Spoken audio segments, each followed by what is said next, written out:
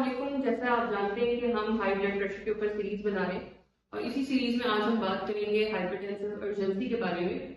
Hypertensive urgency एक ऐसा high blood pressure की कंडीशन है कि जिसमें जो सिस्टोलिक ब्लड प्रेशर है वो 180 से ऊपर और डायस्टोलिक ब्लड प्रेशर जो है वो 120 से ऊपर हो चुका होता है, लेकिन कोई टारगेट ऑर्गन डैमेज नहीं होता। टारगेट ऑर्गन मतलब कि दिल, गुर्दे और ब्रेन है, उसके ऊपर कोई इफेक्ट नहीं आता। इसकी अलामत भी वही है, लेकिन थोड़ी सी ज्यादा सीवियर होती है। इसके अंदर ज्यादा सीवियर हेडेक हो रहा होता है, कंफ्यूजन हो सकती है, डिसओरिएंटेशन हो सकती है, शॉर्टनेस ऑफ ब्रेथ हो सकती है, सीने के अंदर दर्द हो सकता है। ये सारी इसकी अलामत है। हम बात ही क्यों कर रहे हैं कि हाइपरटेंसिव अर्जेंसी की, तो हम चाहते हैं कि इसको हम हाइपरटेंसिव इमरजेंसी होने से बचा सकें। और हाइपरटेंसिव इमरजेंसी इससे इस तरह से डिफरेंट है कि उसके अंदर जो हमने टारगेट ऑर्गन्स बताए वो भी इफेक्टेड हो जाते हैं। यानी कि खुदा ना खास्ता हार्ट अटैक हो सकता है पेशेंट को। जब हार्ट इन्वॉल्व होगा तो हार्ट अटैक हो सकता है, जब ब्रेन इन्वॉल्व होगा तो स्ट्रोक या हेमरेज वगैरह हो सकता है, और अगर किडनीज इन्वॉल्व रहेंगी तो वो किडनी फेलियर की तरफ भी जा सकता है। तो इन कॉम्प्लिकेशन से हमें उसको बचाना है। अब क्या क्या वजूहत हो सकती हैं कि कोई भी पेशेंट जो है वो हाइपरटेंसिव अर्जेंसी डेवलप कर लेता है। तो उसकी वजूहत जो है वो पुअर कंप्लायंस है मेडिसिन की। आप मेडिसिन ले तो रहे हैं, लेकिन आप उसे एक कैंडी या चॉकलेट समझ के खा रहे हैं कि जिस दिन ब्लड प्रेशर हुआ उस दिन खा ली, वरना नहीं खाई। बार बार बताया जाता है कि ब्लड प्रेशर जो है वो एक दायमी मर्ज है और इसकी मेडिसिन जो है वो आपको मुस्तकिल खानी होती है। ये आम नजला जुकाम खांसी नहीं है कि जिस दिन आपको सिम्टम्स आए उस दिन आपने खा ली। तो एक तो पुअर कंप्लायंस है। फिर एक इनएडिक्वेट मेडिकेशन है, यानी कि आप मेडिसिन ले तो रहे हैं लेकिन उसकी डोज आपके अकॉर्डिंगली नहीं है। तो यही वजह है कि आपको अपनी बीपी मॉनिटरिंग भी करनी चाहिए और अपने जो भी जनरल प्रैक्टिशनर हैं या कार्डियोलॉजिस्ट हैं उनको जाकर दिखाना चाहिए।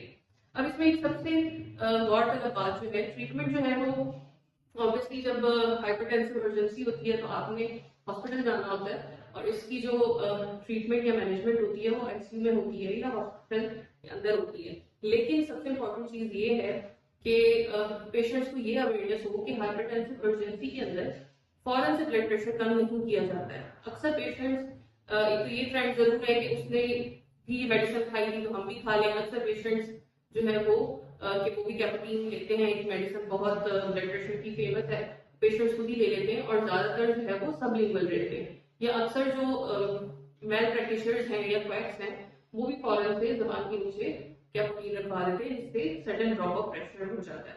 एक तो हमें सडन ड्रॉप ऑफ प्रेशर नहीं चाहिए क्योंकि वो खुदा ना खास्ता इन्फेक्शन करवा सकते हैं, यानी कि हार्ट अटैक करवा सकते हैं या फिर फालिज करवा सकते हैं या सेरेब्रल एडिमा करवा सकते हैं। तो एक तो सडन इसमें ड्रॉप ऑफ ब्लड प्रेशर हमें नहीं चाहिए। इसमें जो है जो 24 घंटे उसके अंदर हम सिर्फ 25% ब्लड प्रेशर कम करते हैं। सपोज कोई पेशेंट जो है वो 200 के ब्लड प्रेशर के साथ आया है तो उसका 25% जो है वो 24 घंटों के अंदर कम किया जाएगा और फिर अगले जो 2 से 4 दिन है उनके अंदर हम प्रेशर्स को नॉर्मल की तरफ लाते हैं। अब ऐसे पेशेंट को जब इनिशियल ट्रीटमेंट देने के बाद डिस्चार्ज किया जाता है तो वो बार बार घर जाके मॉनिटरिंग करते हैं और अगले दिन ही दोबारा ओपीडी में आके ये शिकवा करते हैं कि हमारा तो ब्लड प्रेशर अभी भी 160 पे या 170 पे। तो ऐसे पेशेंट्स को मैं ये बताना चाहती हूँ कि फौरन से इसमें ब्लड प्रेशर कम नहीं करना होता है, जिसकी अपनी कॉम्प्लिकेशन है। तो एक तो बार बार मॉनिटरिंग करके स्ट्रेस ना लेना है, ब्लड प्रेशर बढ़ा हुआ होगा तो आप परेशान होंगे। पर दूसरा ये कि उसकी इंडिकेशन भी नहीं है कि उसको फौरन कम करना नुकसानदेह हो सकता है। तो ऐसी किसी भी सिचुएशन में फौरन अपने हॉस्पिटल जाके डॉक्टर से रब्ता करें तो वही आपको इसकी प्रॉपर ट्रीटमेंट बताएगा। और जब वो आपको घर डिस्चार्ज करते हैं मेडिसिन के ऊपर तो कम से कम 2 से 4 दिन के अंदर आपका ब्लड प्रेशर इंशाल्लाह नॉर्मल की तरफ आएगा। उम्मीद है ये वीडियो आपके लिए बहुत हेल्पफुल रही होगी।